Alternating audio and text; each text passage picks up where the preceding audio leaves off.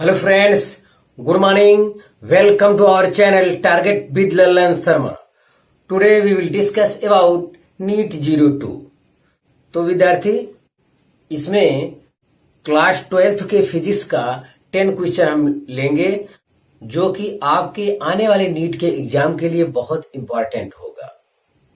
तो ध्यान दें और आपसे रिक्वेस्ट है विद्यार्थी आप इस वीडियो को अपने दोस्तों तक अवश्य शेयर करिए जो कि नीट से रिलेटेड है या नीट की तैयारी कर रहे हैं। तो आइए देखते हैं पहला question. There are two charges +1 microcoulomb and +5 microcoulomb respectively. The ratio of the forces acting on them will be. तो ध्यान दें विद्यार्थी, इलेक्ट्रोस्टैटिक्स में जैसे दो चार्ज है Q1 Q2, वो वैल्यू दिया हुआ है। और ग्रेविटेशन अगर हम लोग पढ़ रहे हैं वहां पे दो मास है, दोनों के लिए सेम कॉन्सेप्ट है M1 M2। और इनका रेशियो कुछ भी क्यों ना हो लेकिन फोर्स का रेशियो सदैव 1:1 होता है। ध्यान दिया जाए, जैसे ये दिया है 1 माइक्रोकूलम, ये दिया है 5 माइक्रोकूलम। तो ये जितने बल से इसको क्या करेगा, रिपेल करेगा, ये चार्ज भी इस चार्ज को उतने ही बल से क्या करेगा, रिपेल करेगा। ये नेचर है, नेचर अपने फोर्स का दुरुपयोग नहीं करता है विद्यार्थी। ध्यान दें, वो मानव नहीं है कि एक आदमी ज्यादा ताकतवर हो जाए तो अगले के लिए समस्या क्रिएट करेगा, ऐसा यहां नहीं चलेगा।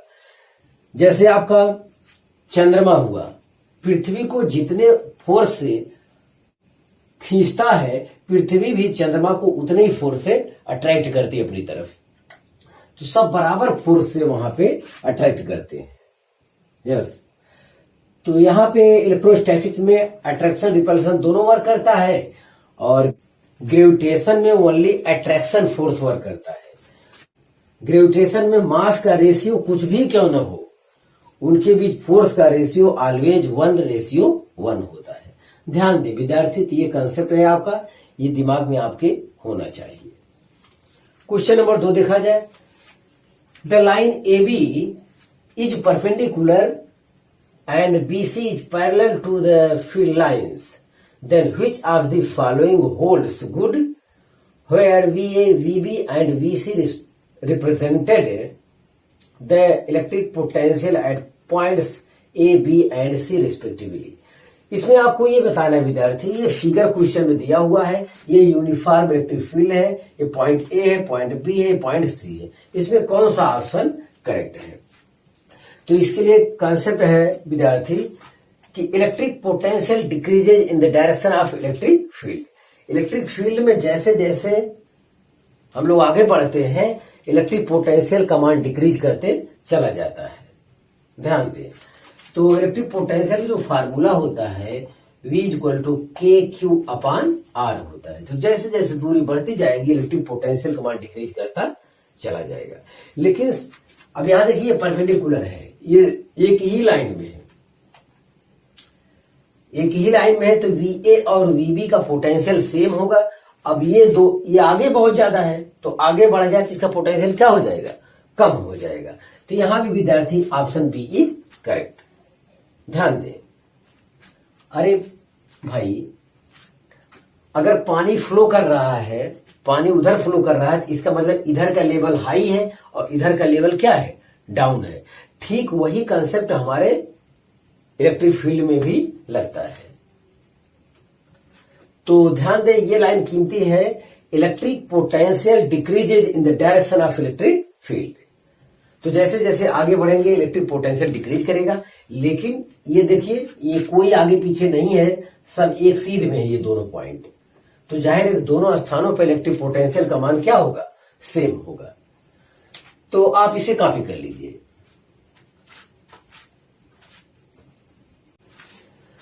हाँ विद्यार्थी, अगला क्वेश्चन देखा जाए। Two capacitors, each of capacity 2 microfarad, are connected in parallel. This system is connected in series with a third capacitor of 12 microfarad capacity. The equivalent capacity of the system will be। तो ध्यान दें विद्यार्थी, इसका solution देखा जाए तो ये problem जो है पढ़ने में ज्यादा दिक्कत कर रहा है, बड़ा है, और अदरवाइज ये बहुत सरल क्वेश्चन है। तो ये 2 माइक्रोफैरेड का कैपेसिटर है, दो वो पैरेलल में कनेक्टेड है। तो पैरेलल में C इक्विवेलेंट इक्वल टू होता है C1 प्लस C2। तो उस हिसाब से दोनों को हमने ऐड कर लिया तो कितना आया 4 माइक्रोफैरेड। और उसी के साथ फिर 12 माइक्रोफैरेड का कैपेसिटर सीरीज में कनेक्टेड है। तो सीरीज में जो फार्मूला होता है विद्यार्थी 1/C equivalent equal to 1/C1 plus 1/C2। तो ये 1/4 प्लस 1/12, तो ये इक्वल टू आया 4/12। तो 4 1 जा 4, 4 3 जा 12। तो यहां से C इक्वल टू आ गया 3 माइक्रोफैरेड। तो 3 माइक्रोफैरेड ये आपका आंसर हो गया विद्यार्थी। इसका अगर फिगर बनाया जाए विद्यार्थी तो इस टाइप से रहा होगा, इसका कहना है। तो 2 माइक्रोफैरेड 2 माइक्रोफैरेड ये पैरेलल में हो गए, और इनके साथ 12 माइक्रोफैरेड क्या सीरीज में जुड़ा रहा होगा। तो ये इसका फिगर रहा होगा। क्वेश्चन नंबर 4 देखा जाए विद्यार्थी। 2 infinitely long parallel wire having linear charge densities λ1 and λ2 respectively are placed at a distance of r meters. The force per unit length on either wire will be, ध्यान दें।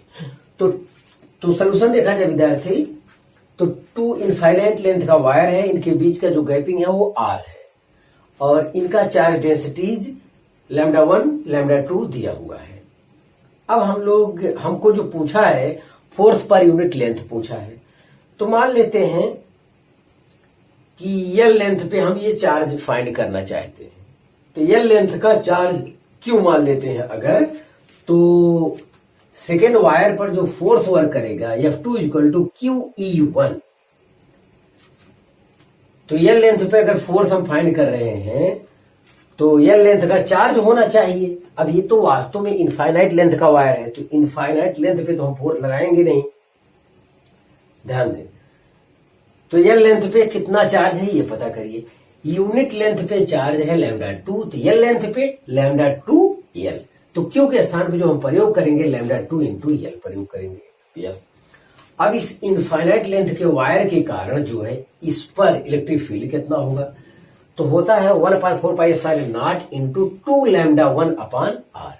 तो इसके कारण यहाँ पे फाइंड कर रहे हैं, इसलिए यहाँ पे λ1 प्रयोग किया जाएगा। यस, अब हमको जो पूछा है फोर्स पर यूनिट लेंथ पूछा है, तो हमने ये फोर्स यहाँ पे है L को नीचे ले आया, तो ये फोर्स पर यूनिट लेंथ हो गया हमारा। यहाँ देखिए 1/4πε0 × 2λ1 λ2/r कर लिया। 1/4πε0 के स्थान पे हम लोग क्या लिखते हैं, K लिखते हैं।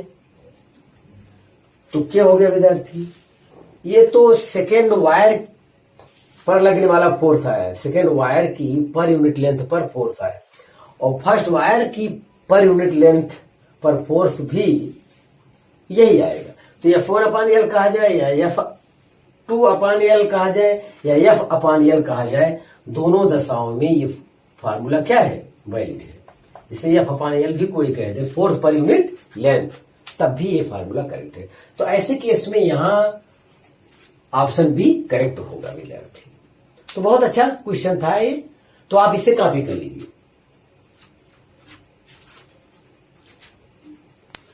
हाँ विद्यार्थी, अगला क्वेश्चन देखा जाए। If there is 0.1% increase in length due to stretching, the percentage increase in its resistance will be. तो इस टाइप के सवाल में विद्यार्थी आपको प्रॉब्लम सॉल्व करने की जरूरत नहीं है, हम ऐसा आपको कंसेप्ट बताएंगे। तो जैसे जितना परसेंट इंक्रीज करे इसका 2 गुना वाला जो आंसर होगा, 2 से प्रोडक्ट करने के बाद जो आंसर होगा उसी पे आप तुरंत टिक लगा दीजिए। तो इस टाइप के हर सवाल में हमेशा 2 गुना वाला करने पर जो आंसर सबसे नजदीक मिलेगा उसी पे आपको टिक लगाना है, और हमेशा करेक्ट होगा। जो वैल्यू दिया रहेगा विद्यार्थी उनके बीच गैपिंग बहुत ज्यादा रहता है।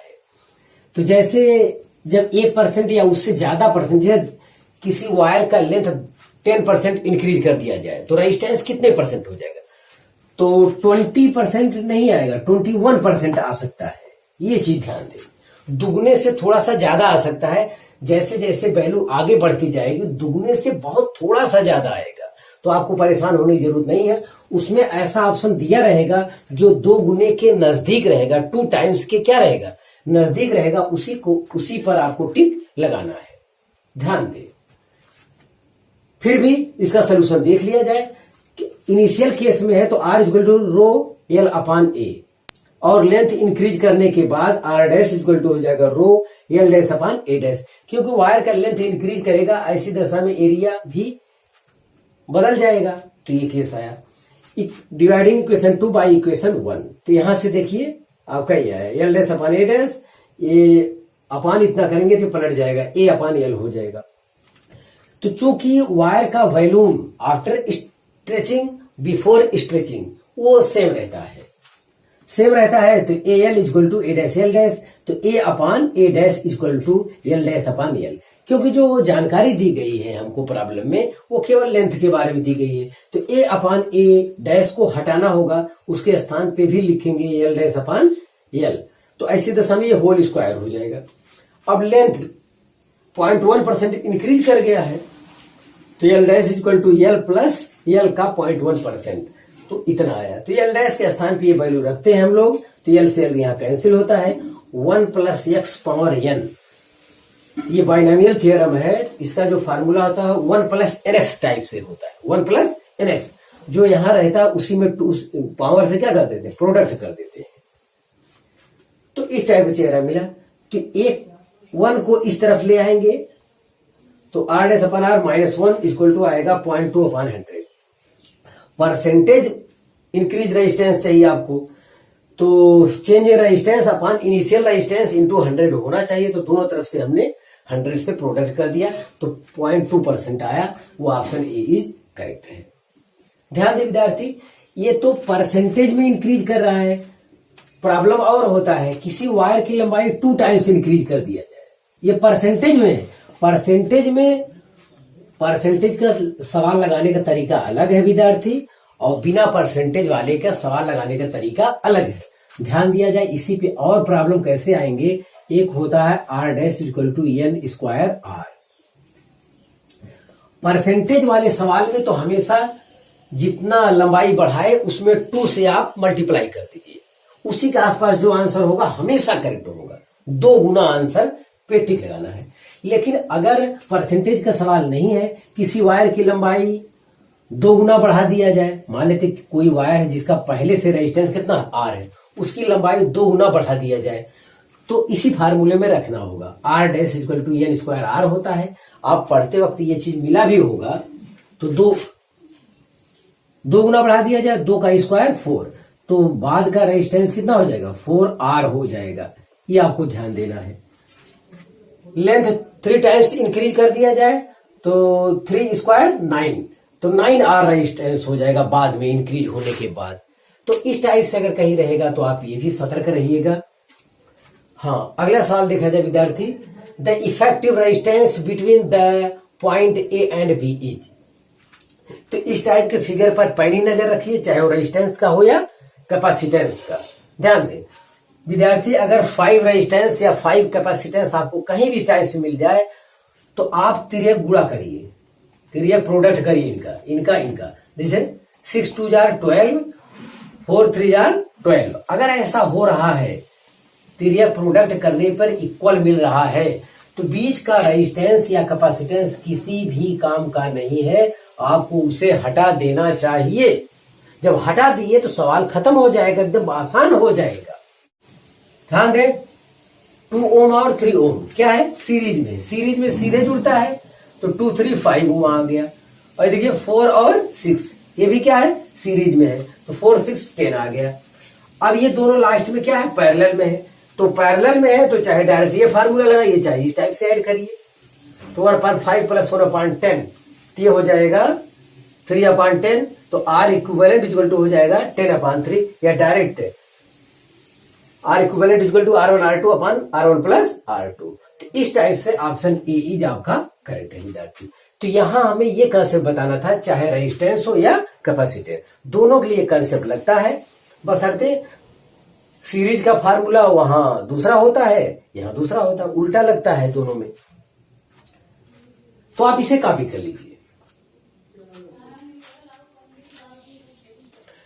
हाँ विद्यार्थी, अगला क्वेश्चन देखा जाए। Two heater wires of equal length are first connected in series and then in parallel. The ratio of heat produce in the two cases is. ये दिया हुआ है विद्यार्थी। जो फार्मूला है H equal to V square T upon 4.2 R। तो यहाँ पे वोल्टेज कांस्टेंट है, तो ऐसी दशा में H proportional 1 upon R equivalent. तो इसका मतलब यहां से जो रिलेशन बनेगा H1 upon H2 equal to R2 upon R1 का बनेगा। यस, अब देखिए R1 क्या है, R2 क्या है, अलग से उसको फाइंड कर लीजिए आप। तो पहले क्या है, R कनेक्टेड इन सीरीज, तो सीरीज में R1 उसे मान ले रहे हैं फर्स्ट वाले को, तो R प्लस R, तो ये कितना हो जाएगा 2R। अरे भाई से इक्वल लेंथ का दो वायर है, तो मान लेते हैं उसका रेजिस्टेंस R रहा होगा, तो दोनों वायर का रेजिस्टेंस क्या होगा सेम, तो R प्लस R 2R हो गया, R1 2R आ गया। और रही बात R2 की, तो वो पैरेलल में है, तो R1 R2 upon R1 plus R2, तो R into R upon R plus R, तो हो जाएगा R स्क्वायर अपॉन 2R, तो मतलब R बाई 2R है। तो ये चीज आए विद्यार्थी। अब बस इसी में हम वैल्यू रख दिए हैं, हमें हमारा आंसर मिल गया। R2 कितना, R बाई 2 रख दिए, R1 2R रख दिए, तो आ गया 1/4। तो H1 ratio H2 equal to 1/4, option D is correct. तो विद्यार्थी ध्यान दें, ये सवाल ठीक था और कई बार आया भी है, तो इस पर पैनी नजर रखें। क्वेश्चन नंबर अगला देखा जाए विद्यार्थी, वो कह रहा है vector form of Biot-Savart law, कौन सा ऑप्शन इसमें करेक्ट है, या ये भी पूछने का तरीका हो सकता है, तो दोनों तरीका है, हम देखते हैं। तो जो मैग्नीट्यूड में विद्यार्थी हम लोग जानते हैं बायो-सेवर्ट लॉ को, dV equal to mu naught upon 4 pi I dl sine theta upon r square होता है। तो जिसका भी एक्सपेंशन करने पर ये आ जाए वही करेक्ट है। तो ध्यान दें, यहाँ पे पहला ऑप्शन देखते हैं, तो ऐसे में ऑप्शन डी करेक्ट है, फिर भी हम सब मिलान कर दे रहे हैं आपके लिए। देखिए यहाँ पे dl cross r, A cross B, A B sine theta होता है यहाँ पे, तो dl क्रॉस r में, तो dl r साइन थीटा, तो r से r कैंसिल हो जाएगा, तो ये भी ऑप्शन आपका क्या है, गलत है, ये भी नहीं आ पाएगा। यहाँ पे आई स्क्वायर है, ये भी इसलिए गलत है, आगे देखने की जरूरत नहीं है। यहाँ भी आई स्क्वायर है, देखने की जरूरत नहीं है, ये भी गलत है। फोर्थ वाले पर पहले नजर रखा जाए, तो डीएल क्रॉस आर, तो डीएल आर साइन थीटा, एक आर से एक आर कैंसिल हो जाएगा, यही आपका मिल जाएगा, I dl sine theta upon r square. तो ध्यान दें, तो डीएल क्रॉस आर ही करेक्ट होगा, आर क्रॉस डीएल अगर कहीं दे दे विद्यार्थी तो वो इनकरेक्ट हो जाएगा। आप इस टाइप से भी पैनी नजर रखेंगे, क्योंकि ये वेक्टर क्वांटिटी होता है और आगे पीछे करने से डायरेक्शन चेंज हो जाता है। या हो सकता है आर क्रॉस एल किसी इसी ऑप्शन में कर दे और यहाँ निगेटिव साइन लगा दे, तब भी करेक्ट हो जाएगा। तो इस टाइप से आप सतर्क रहिएगा। तो आप इसे कॉपी कर लीजिए। हाँ विद्यार्थी, अगला क्वेश्चन देखा जाए, an iron rod of length capital L and magnetic moment capital M is bent in the form of a semi circle, now its magnetic moment will be. तो कोई रॉड है इस टाइप से, इसे साउथ मान लेते हैं, इसे नॉर्थ मान लेते हैं, और वो कितने लेंथ का, एल लेंथ का है। तो magnetic moment M equal to होता है एम इंटू 2L, 2L मतलब नॉर्थ साउथ के बीच का शार्टेस्ट डिस्टेंस, ये चीज होता है, मतलब डिस्प्लेसमेंट। तो यहाँ पे OL दिया है, तो एम इंटू एल हो गया। अब इसी को सेमी सर्किल में मोड़ दिया गया, तो ऐसी दशा में शार्टेस्ट डिस्टेंस, अगर इसका रेडियस r है तो शार्टेस्ट डिस्टेंस 2r हो जाएगा, मतलब पूरा डायमीटर आपका आ जाएगा। लेकिन हमें r तो पता है नहीं, तो जाहिर है कि पाई r, देखिए ये पाई r इक्वल टू क्या है, एल है, पूरा 2 पाई r पूरा सर्कमफ्रेंस होता है ना, तो पाई r हमारा एल हो गया। यस, तो r equal to L upon pi हो गया। अब एल मतलब 2L आप मान सकते हैं, इसकी हमें कोई आवश्यकता नहीं है, ध्यान दें।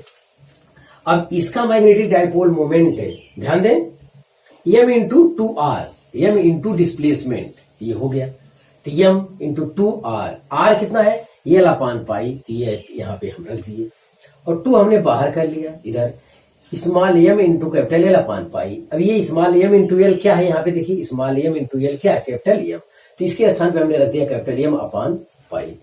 तो यहाँ 2 पहले से था, 2 कैपिटल M अपान पाई।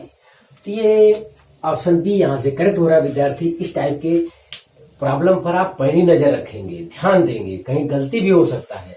कोई वायर दे दिया, इसे सेमी सर्किल में कर दिया है, तो जाहिर है कि हमेशा आपको ध्यान देना विद्यार्थी, आपको डिस्प्लेसमेंट लेना, नॉर्थ साउथ के बीच का जो shortest distance, that is displacement, उसी को आपको लेना है।